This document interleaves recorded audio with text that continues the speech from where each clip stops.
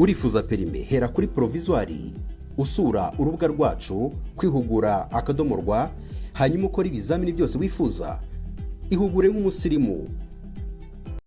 Reka tuguhe ikaze mukunzi wacu hano ku rubuga rwa Today TV tukugezaho amakuru agiye atandukanye abira hano mu gihugu cy'u Rwanda ndetse no hanze y'u Rwanda.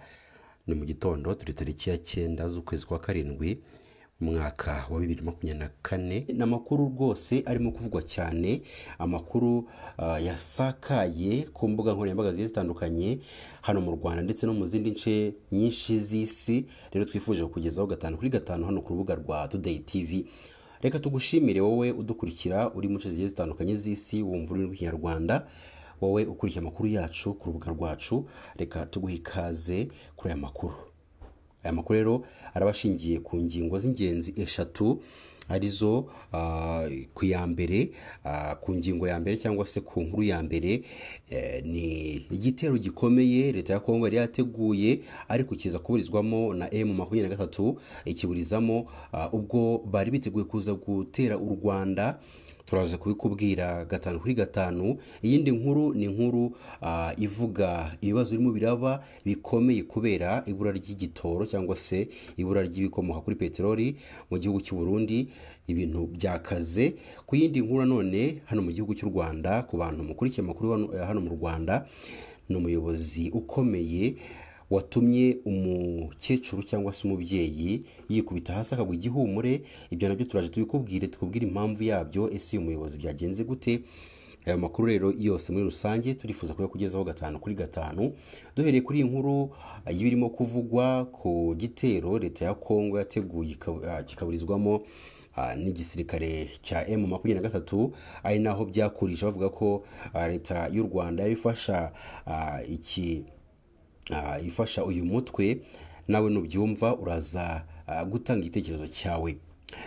Mbere gato y'uko u Rwanda rwakira inama y'abakuru b'ibihugu na za guverinoma z'ibihugu bikoresha ururimi rw'icyongereza CHOGM, ingabo za Repubulika ya Demokarasi ya Kongo zifatanije n'umutwe wa FDLR bashatse gutera u Rwanda ngo badobye iyi nama, gusa uwo mugambi waje gupfa. Muri Kamena 2022 nibwo u Rwanda rwakiriye inama yitabiriwe n'abayobozi bakomeye bo hirya no hino ku isi. Ni inama yabaye mbere y'amezi make u Rwanda na Repubulika ya Demokarasi ya Kongo bitangiye kurebana y'ingwe bijyanye n'ibirego by'u Rwanda ko rufasha M23. Kinshasa yari imaze igihe irushinja. Amakuru ku rundi ruhande avuga ko RDC yagize igitekerezo cyo gutera u Rwanda mu mpera z'umwaka wa 2021 ubwo Perezida Felix Antoine Tshisekedi yakusanyaga abasirikare bakuru mu ngabo ze, ababaza icyakorwa kugira ngo azamure igikundiro muri rubanda, cyane ko yari agiye kwinjira mu mwaka umuganisha ku matora. Bivugwa ko ubwo yahuraga n'abasirikare ndetse no mu zindi nzego nkuru z'igihugu bari bamwijeje gufata u Rwanda mu gihe kitarenze amezi 3, ndetse byibura ibice bimwe na bimwe mu Rwanda bikaba byaramaze gufatwa mu gihe rwarimo rwakira inama y'abakuru b'ibihugu na za guverinoma zo mu muryango Commonwealth cyangwa se CHOGM.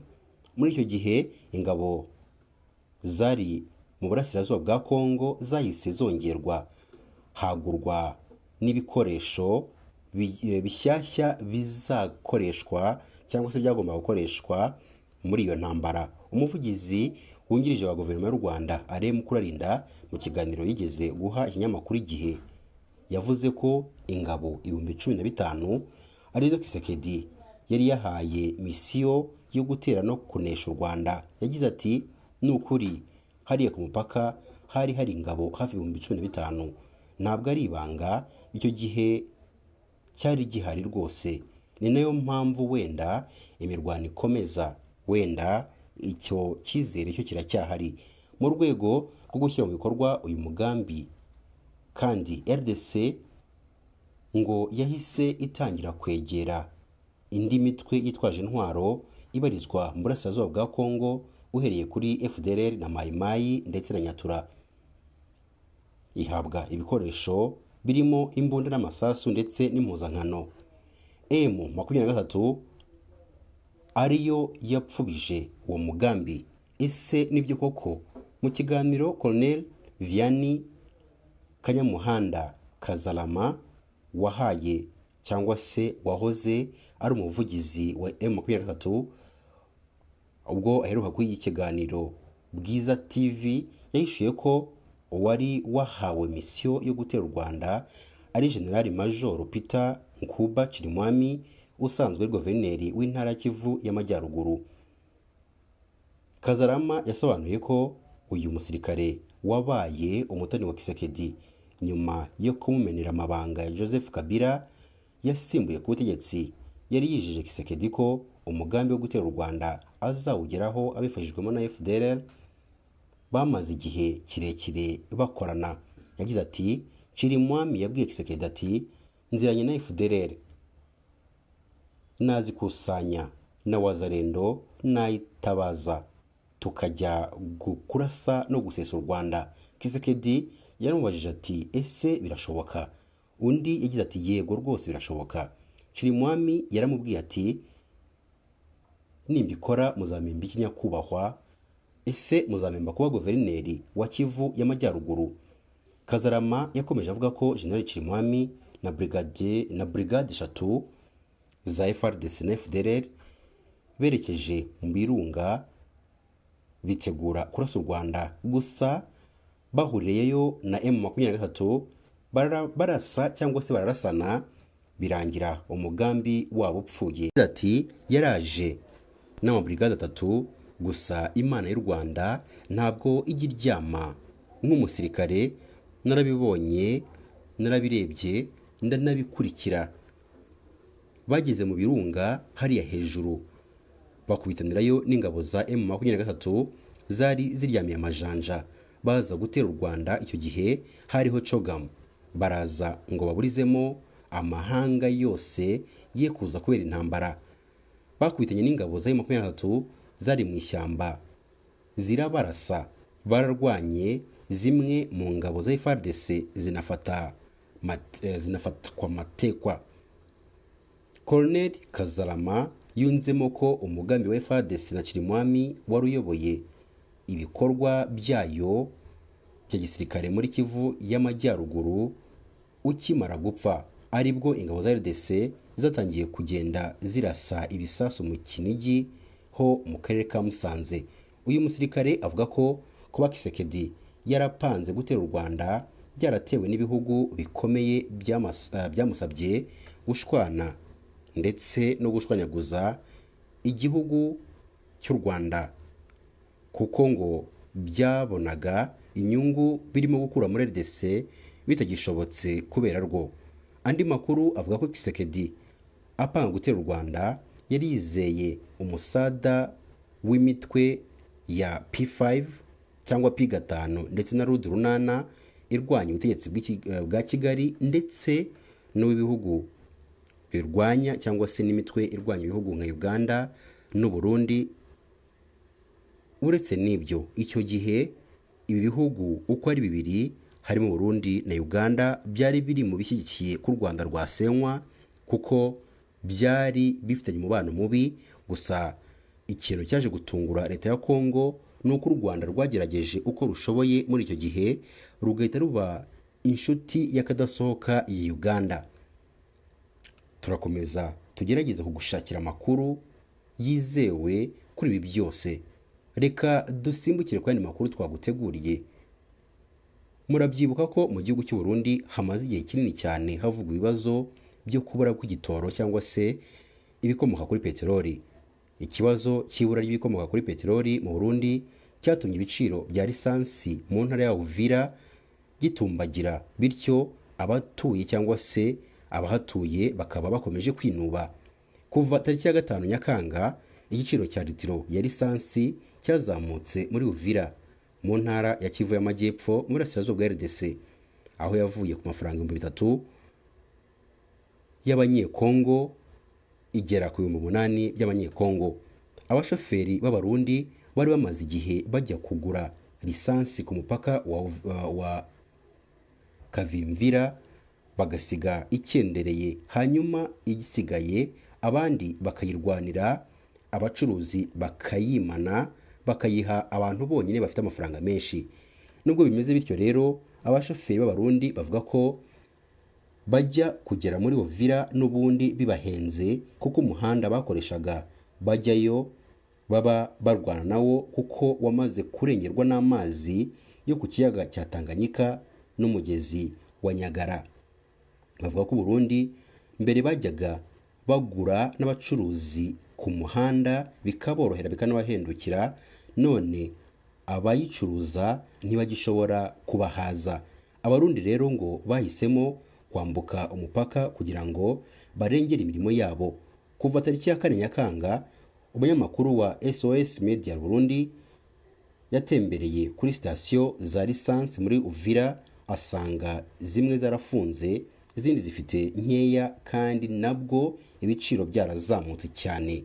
Yagize ati muri Murongwe, Kasenga na Kakungwe, kuri sitasiyo zimwe na zimwe zari zifite lisansi, twashoboraga kubona abanyekongo n'abarundi bategereje lisansi bagomba kugurisha, izindi sitasiyo zifunze. Kubura kwa lisansi kandi ngo byatumye ibiciro by'ingendo zizamuka, aho byikubye nibura kabiri ugeranije n'ibyari bisanzwe.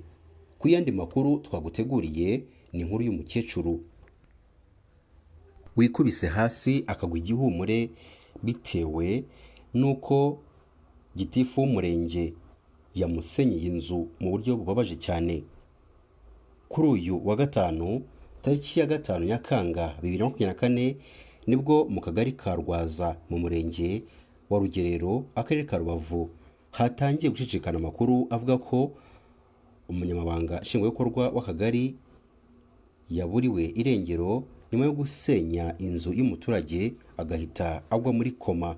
Amakuru yo kubura irengero cyangwa kuri irengero k'uyu muyobozi w'akagari yakwirakwiye nyuma y'uko asenye igipangu cy'umukecuru yari yubatse binyuranyijwe n'amategeko, undi akikubita hasi akanajyanwa mu bitaro. Aya makuru yaje guterwa utwatsi n'umuyobozi w'akarere ka Rubavu, Murindwa Prosper, aho mu kiganiro yagiranye na Bwiza dukesha inkuru ku wa gatandatu yavuze ko uyu mugitifu atigeze atoroka, ndetse ko yakomeje imirimo ye nk'ibisanzwe nyuma yo gusenyera uyu muturage.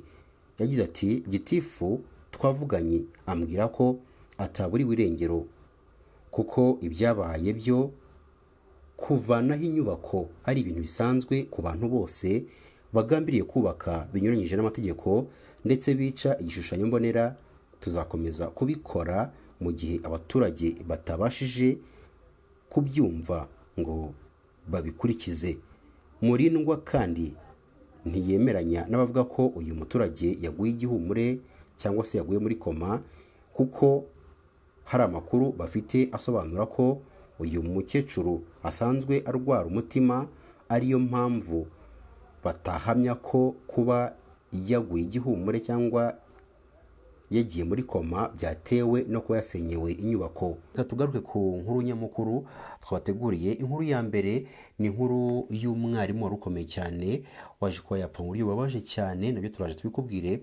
Iyindi nkuru ni inkuru ivuga ko u Rwanda na Kongo byasubiye ku meza y'ibiganiro. Turaje tukubwire byinshi byavugiwe muri iyi nama n'imyanzuro yafashwe. Ese Perezida Kagame arifuza iki? Ese Perezida wa Kongo we arifuza iki, ari we Felix Antoine Tshisekedi? Ese niki wifuza kumenya kuri ibi ngibi byose? Ni muri iyi nkuru turimo kukugezaho hano kuri Today TV. Duhereye kuri inkuru y'u Rwanda na Kongo, Minisitiri w'Ububanyi n'Amahanga w'u Rwanda Olivier Nduhungirehe yatangaje ko yagiranye ibiganiro na Minisitiri w'Ububanyi n'Amahanga wungirije wa Repubulika ya Demokarasi ya Kongo, ari witwa Gracia Yamba Kazadi, hagamijwe gukemura ibibazo by'umwuka mubi uri mu mubano w'ibihugu byombi, ubwo turavuga u Rwanda na Kongo. Ibi biganiro byabereye i Zanzibar muri Tanzania, ahari kubera umwiherero w'abayobozi bo muri minisiteri z'ububanyi n'amahanga z'ibihugu bigiye bitandukanye biri mu muryango wa Afurika y'Iburasirazuba EAC. Ku ruhande rw'u Rwanda kandi ibi biganiro byanitabiriwe n'umunyamabanga wa leta ushinzwe ubutwererane bw'akarere muri minisiteri y'ububanyi n'amahanga n'ubutwererane minafete ariwe generali retired James Kabarebe. Kugira ngo ibi biganiro bibeho byagizwemo uruhare na Tanzania ndetse na Sudani y'Epfo. Byanitabiriwe kandi n'abahagarariye ibihugu byabo muri iyo nama n'ubundi aricyo mu gihugu cya Uganda ndetse na Kenya. Minisitiri w'ububanyi n'amahanga w'u Rwanda Olivier Nduhungirehe yatangaje ko iyi nama yabaye mu buryo bwubaka kandi bugamije gushaka igisubizo. Yagize ati baminisitiri bombi b'ibihugu by'ibituranyi bagaragaje ubushake ndetse bashimangira ko hakenewe ibisubizo cyangwa se hakenewe igisubizo cya politiki ku kibazo kiri hagati y'u Rwanda ndetse na Congo. Hagendewe kuri ibyo, imyanzuro ikomeye yafashwe mu kubyutsa ibiganiro bya Rwanda ndetse ni Nairobi. U Rwanda na Congo cyangwa se u Rwanda na Repubulika Demokarasi ya Congo hashize igihe hajemo agatotsi, u Rwanda rushinja iki gihugu gufasha umutwe wa FDLR ndetse no kugambirira guhungabanya umutekano w'u Rwanda nk'uko byagiye bishimangirwa na perezida w'iki gihugu ariwe Felix Antoine Tshisekedi. Congo ishinja u Rwanda gufasha umutwe wa M23, u Rwanda narwo rugashinja leta ya Congo kuba rushyigikiye n'ubundi cyangwa se rufatanya bya hafi na FDLR. Ubwo rero Congo yo ishinja u Rwanda gufasha umutwe wa M23 urwanya leta y'iki gihugu. N'ibirego nk'uko mwagiye mubyumva u Rwanda rwagiye ruhakana. Ibi rero ibiganiro bibaye nyuma y'igihe gito Perezida Paul Kagame agaragaje ko u Rwanda rufite ubushake ndetse n'inyota byo kuganira na RDC. Mu kiganiro na France 24, Perezida Kagame yavuze ko u Rwanda buri gihe rwitabiriye. Ubwo ni ibiganiro by'i Nairobi n'i Rwanda byagiye bibera igihe gitandukanye kandi tukagira uruhare mu byo ari byo byose dushoboye kugira ngo bigiye byatanga umusaruro. Abajijwe niba biteguye kongera guhura na mugenzi wa Congo, Perezida Kagame yavuze ko yiteguye rwose nta kabuza. Ibiro by'umunyamabanga mukuru muri EAC Veronica Nduva byasobanuye ko muri uyu mwiherero hari gukurikiranwa cyangwa se ari kuganirwamo ibibazo bikomeye bibangamiye ukwishyira no kwizana cyangwa se kuba habaho ubwumvikane hagati y'ibihugu bigize umuryango wa Afurika y'Iburasirazuba. Nduva yagaragaje ko uyu mwiherero ari urubuga rwo gusasa inzobe, abaminisitiri bagatanga ibitekerezo byatuma amahoro arambye agerwaho, ubufatanye mu mutekano bukongerwamo imbaraga, umubano w'ibihugu bigize umuryango wa Afurika y'Iburasirazuba ukazamuka. Ku yindi nkuru twabasezeranyije kubagezaho ni inkuru y'umwarimu mu ishuri ry'imyuga n'ubumenyingiro rya Kivu Hill Academy ryo mu karere ka Rutsiro yarohamye mu kiyaga cya Kivu arapfa. Ni impanuka yabaye kuri uyu wa gatandatu tariki 6 Nyakanga 2024 mu masaha ashyira saa 10:10 ibera mu murenge wa Boneza, akagari ka Remera, mu mudugudu wa Bigabiro. Amakuru dukomora kuri Bwiza cyangwa se ku kinyamakuru bwiza.com cyandikira hano mu gihugu cy'u Rwanda, nayo yahamirijwe n'umunyamabanga yahamirijwe na Munyamahoro Muhizi Patrick, umunyamabanga nshingwabikorwa w'umurenge wa Boneza. Nuko impanuka yabaye ubwo yari ari kumwe n'abakozi bagenzi be, ubwo turavuga abarimu muri rusange biri shuri. Yagize ati twamenyeshejwe ko umwarimu wo muri Kivu Hills Academy witwa Bizimana Emmanuel wari ufite imyaka 32 y'amavuko yarohamye mu kiyaga cya Kivu ubwo yari kumwe n'abarimu bagenzi be. Yarohamye mu kiyaga cya Kivu bakamurohora, ariko ku bw'amahirwe make bikarangira yitabye Imana. Akomeza asaba abaturage kuba maso bakirinda kujya koga batambaye imyambaro yabugenewe cyangwa se life jacket kuko amazi nta muhanga wayo. Umurambo wa nyakwigendera wahise ujyanwa ku bitaro bya Gisenyi gukorerwa isuzuma mbere yuko ushyingurwa. Ni kenshi rero abantu barohama mu kiyaga cya Kivu bagasabwa kukirinda ariko bikaba iby'ubusa. Umusore ukina muri AS Kigali cyangwa se wakinagamo nyamuneka ibintu byamubayeho ni ibintu bibabaje cyane. So gusa turabagezaho n'indi nkuru none y'umusore witwa Shadrack Shaula, ni umunyatanzania. Ibi nawe byamubayeho n'agahomamunwa nyuma y'uko atwitse ifoto y'umukuru w'igihugu. Ku yindi nkuru tugiye kubagezaho ni inkuru y'umugore wakorewe ibintu bibi cyane, bamwambura amafaranga menshi. Ibyo byose bikozwe n'ukuriye RIB mu karere ka Nyarugenge nk'uko babyitangarije. Rero birakekwa ko ari we waba warakoze ibyo ngibyo. Rero turifuza kugezaho aya makuru yose mu buryo burambuye duhereye kuri iyi nkuru y'umunyatanzania, aho rero ari umusore witwa Shadrack Shaula wamenyekanye cyane mu gushushanya. Yakatiwe gufungwa imyaka 2 nyuma yo guhamwa n'icyaha cyo gutwika ifoto ya Perezida Samia Suluhu Hassan.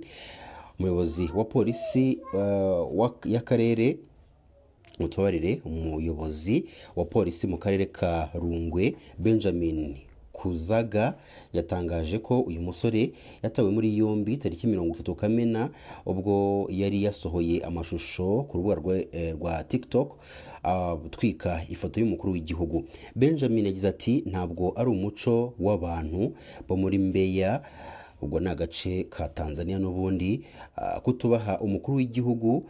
Shaula w'imyaka 24 y'amavuko yakatiwe gufungwa imyaka 2 akazatanga n'ihazabu ya miliyoni 2 z'amafaranga y'u Rwanda. Rero umunyamategeko we cyangwa se uyu musore yavugaga ko nta tegeko rihari rihana umuntu watwitse ifoto y'umukuru w'igihugu, uretse kuba uyu Benjamin arimo kuvuga ko atari umuco w'abantu baba muri kariya gace. Ku yindi nkuru twabasezeranyije kubagezaho, aho rero myugariro wa AS Kigali aho yikuye Jean Paul uzwi ku kazina ka Mukonya yitabye Imana nyuma yo kugwa mu kibuga agonganye n'umunyezamu akamira ururimi. Ni inkuru yamenyekanye ku gicamunsi cyo kuri uyu wa gatandatu tariki 6 Nyakanga mu mwaka wa 2024. Amakuru avuga ko uyu mukinnyi wakinaga umupira rero bisanzwe yawukiniraga imageragere agongana n'umunyezamu amira ururimi, bagerageza kurugarura ariko birangira yitabye Imana. Yahise yihutanwa CHK ari naho yaje gushiramo umwuka bamugejeje. Mukonya yakinaga muri AS Kigali, yagiyemo avuye muri Kiyovu Sport nubwo shampiyona ishize atabonye umwanya uhagije wo gukina mu ikipe y'umujyi. Ku yandi makuru twaguteguriye, ni umugore urimo gushinja RIB cyangwa se uhagarariye RIB ku rwego rw'akarere ka Nyarugenge. Rero hari ikibazo gikomeye cyane bafitanye, turifuza kukibasangiza hanyuma nawe mugatanga ibitekerezo byanyu, haba hari n'icyo wumva wakora ukagikora. Rero turifuza kugezaho aya makuru, tuguhaye ikaze ariko tukubwira ko nyuma y'iki kiganiro cy'uyu mugore yaje kuba asobanura uburyo uyu muyobozi yaje kuba yakingira ikibaba umuntu wari umurimo amafaranga menshi cyane. Turifuza kukugezaho andi makuru none atangaje nayo yazindutse avugwa.